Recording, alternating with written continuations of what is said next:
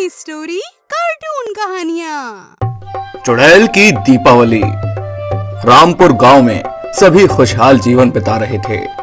वहां पर सभी लोग एक दूसरे की बहुत मदद किया करते थे। इसी के साथ वहां भाईचारा बहुत ज्यादा था, जिस वजह से सभी बहुत खुश रहते थे। उसी गांव में लक्ष्मण अपने परिवार के साथ रहा करता था। लक्ष्मण एक साधारण परिवार से था, जिस वजह से वो अपने परिवार को पालने के लिए दुकान चलाया करता था। लक्ष्मण के परिवार में उसकी पत्नी और उसके बच्चे थे। एक बार लक्ष्मण दुकान पर जा रहा था, तभी उसकी पत्नी विमला कहती है, अजी सुनिए, दिवाली आने वाली है तो घर का सामान ले आना। तुम सारा सामान लिख देना, मैं ले आऊंगा। इसके बाद लक्ष्मण अपनी दुकान पर चला जाता है। विमला सामान की लिस्ट बनाने लगती है, पर तभी अचानक पता नहीं किस प्रकार उसके घर में आग लग जाती है और उसी आग में जलकर विमला की मौत हो जाती है। उस समय विमला घर पर अकेली ही थी। जब यह बात लक्ष्मण को पता लगती है तो वो काफी ज्यादा दुखी होता है। हे भगवान, ये क्या किया?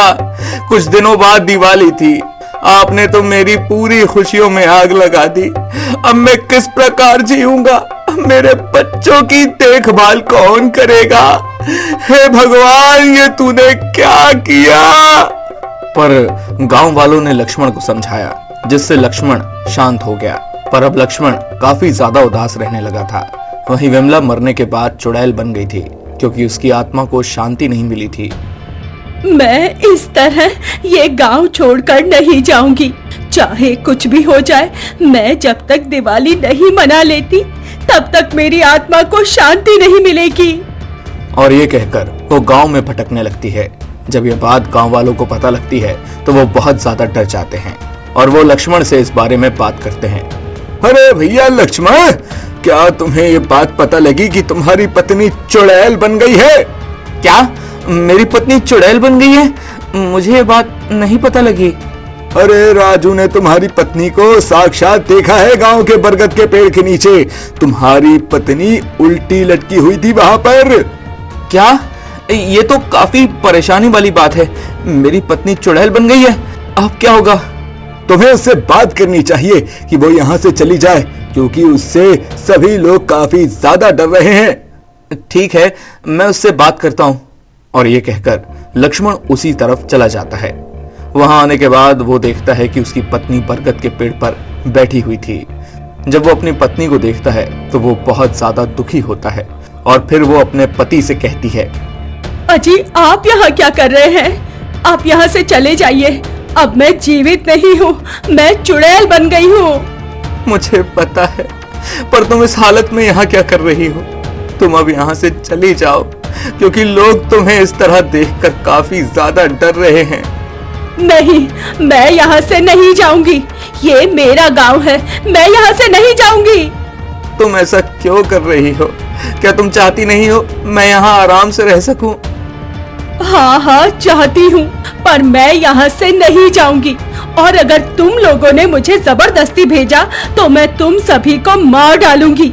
मेरी अंतिम इच्छा जब तक पूरी नहीं होगी, मैं यहाँ से कहीं नहीं जाऊंगी। ये सुनकर लक्ष्मण काफी ज्यादा दुखी होता है, क्योंकि उसे समझ में नहीं आ रहा था कि वो अपनी पत्नी को कैसे समझाए। आखिर उसकी आखिरी इच्छा थी क्या? इसके बाद वो वहां से चला जाता है और वो गांव वालों से कहता है, मेरी पत्नी मान नहीं रही है। वो कह रही है कि वो ये गांव छोड़कर नहीं जाएगी। ये तुम क्या कह रहे हो?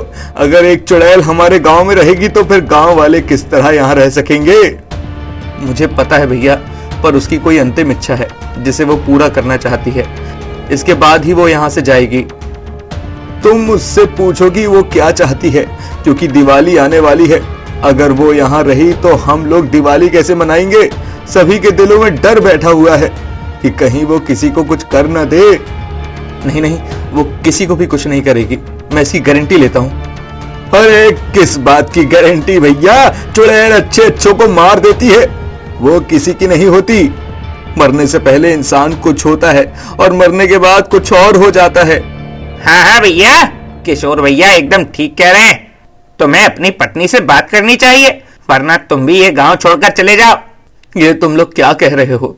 हमारे गांव में इतना भाईचारा होते हुए भी ऐसी बातें हो रही हैं यहाँ पे। ये सुनकर गांव वाले शांत हो जाते हैं। इस पर किशोर कहता है, ठीक है भैया, तुम्हारी पत्नी क्या चाहती है पहले उससे पूछ लो। अगर उसकी इच्छा पूरी करने वाली हुई तो हम लोग जरूर पूरी करेंगे। ये सुनकर लक्ष्मण खुश हो जाता है और फिर वो अपनी पत्नी के पास चला जाता है।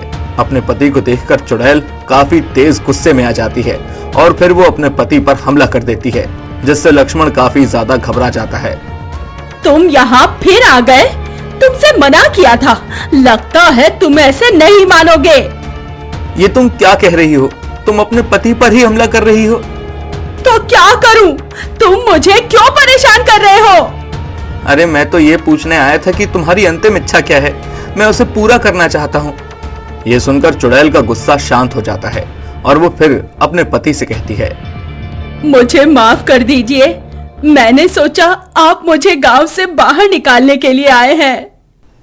नहीं नहीं, मैं तो ये पूछने आया था कि तुम्हारी आखिरी इच्छा क्या है। हम सभी गांव वाले मिलकर उसे पूरा करेंगे। मेरी इच्छा बस यही है कि मैं दिवाली धूमधाम से मनाऊं, बस और कुछ नहीं।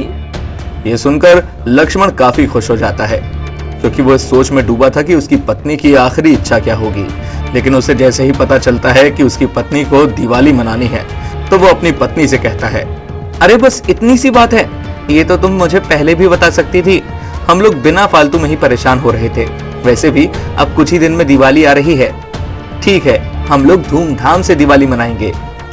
ये सुनकर चुड़ैल बहुत खुश होती है और जब ये बात लक्ष्मण गांव वालों को बताता है तो सभी गांव वाले इस बात के लिए मान जाते हैं कि चुड़ैल दिवाली मनाएगी। धीरे धीरे समय गुजर रहा था और आखिरकार दिवाली का दिन आ ही गया था। सभी गांव वाले काफी खुश थे। जब चुड़ैल ये सब देखती है तो वो काफी खुश हो जाती है, क्योंकि आज उसका सपना पूरा होने वाला था। धीरे धीरे शाम हो गई थी। सभी गांव वालों ने मिलकर दिए जलाए थे। लक्ष्मण भी अपनी पत्नी चुड़ैल से कहता है, लो, जितना मन है उतने दिए जला लो, अपनी अंतिम इच्छा पूरी कर लो। हाँ हाँ जरूर, इस दिन का मुझे कितने दिनों से इंतजार था। अब मैं धूमधाम से दिवाली मनाऊंगी और बहुत सारे पकवान खाऊंगी। और ये कहकर चुड़ैल बहुत सारे दिए जलाती है, पकवान खाती है, जिसे देखकर गांव वाले भी काफी खुश होते हैं, क्योंकि उन्हें आज तक चुड़ैल को दिवाली मनाते हुए नहीं देखा था।